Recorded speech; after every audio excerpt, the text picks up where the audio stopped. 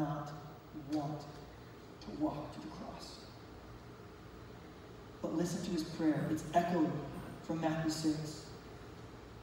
Going a little farther, he fell with his face to the ground. That's a symbol of surrender. My Father, the same way. Father, if it is possible,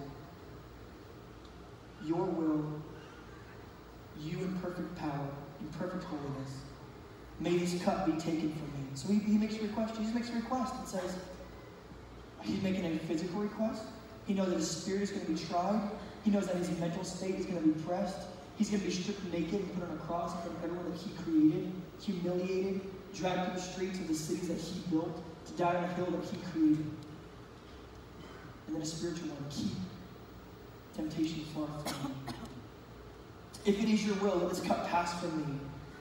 And then Jesus demonstrates, even the King himself, when he prays to the Father, because he's found in human flesh, he submits that his will in that moment is not perfect, because what he wants is bound in his flesh. Is he perfectly God in that moment? Yes, but he's also fully human. So he says, there's this moment right now where everything in my flesh, he says, my spirit is willing, but my body is weak.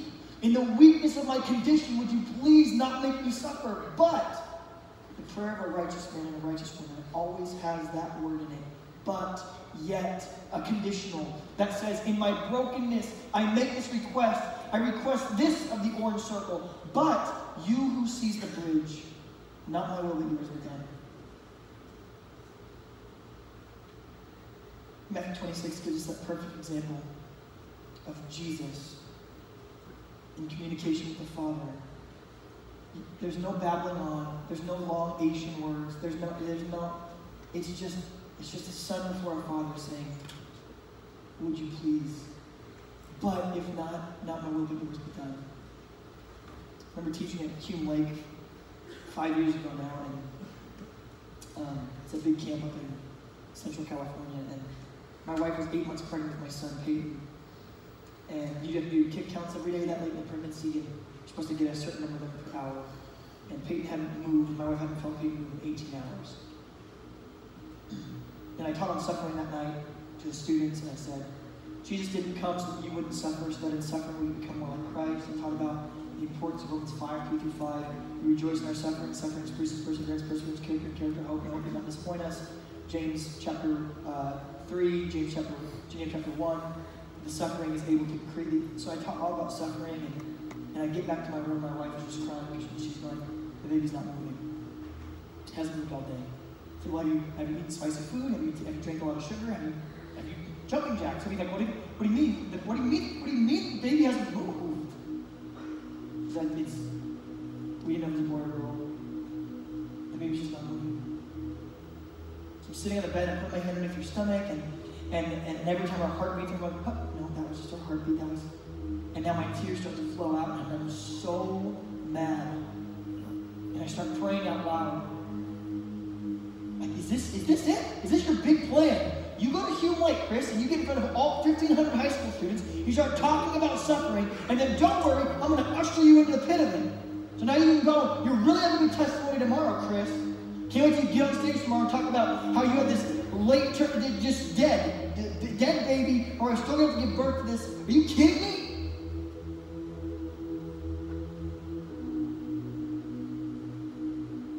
You know, I believe that those are the kind of prayers that Christ died for. The brokenness of our world saying, this is not how I made it. God didn't make a world where babies die. God didn't make a world where we have miscarriage. That's not the world God made. In our autonomy, we rebelled. This is the world we now live in. And he sits beside us and he weeps. And my wife, who sometimes is the greatest pastor ever to me, opens her mouth to pray and says, God, we would love to walk this little world on the aisle if it's a girl. We would love to see him do something great with his life. He's a guy. But ultimately, his life is yours. The forgiveness of glory, not our will, but yours be done. I remember thinking to myself, like, there's that orange circle. As she prayed that, our son just started kicking crazily. And I'm not saying that to go, well, as soon as you understand prayer in its right context, God gives you everything you want. But God did reward us in that moment. It's not because my son came back to life. I don't even think that that's actually what happened. Maybe it is, and if so, to God be the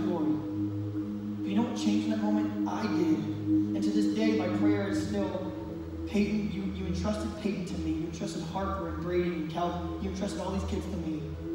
But they're yours. And if it brings you glory, let it be so. Here's my circle, God. Here's what I want, but not my will, but yours be done. Prayer is not about getting something. It's about knowing someone. It's about knowing who I am in light of who he is and knowing him, understanding who I am. Let's pray. God, would you just break our hearts for what hurts you? God, I apologize for my life that has taken prayer, which should be to get to know you better. I made a religious ritual, which you can't even pronounce the end of. God, I do that all the time. I'm just sick of it. Would you redeem that part from my head? Give me full view of you, who you are. Let me understand my life as this warm circle. May I always yield to your greater plan. To give you the glory. In we pray. Amen. Cornerstone Church, we love you guys. Thanks for being part of us today. See you next week.